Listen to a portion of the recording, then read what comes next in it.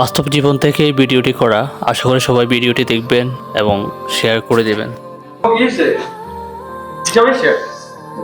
কি দুঃখের কথা কি কইতাম, এত বছর বিদেশ করি, বাড়িতে বাড়ি করলাম, বোনের বিয়ে দিলাম, ছোট ভাইরা বাইক কিনে দিলাম।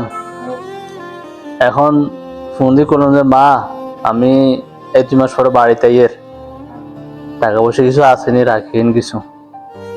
হঠাৎ করে মা কইলো বাড়িতে কিনবি, তুই কিনলে বাড়িতে এই রন আবার ছোট বোনের বিয়ে দিছস, আমাদের ঋণ এখন পরিশোধ হয় না।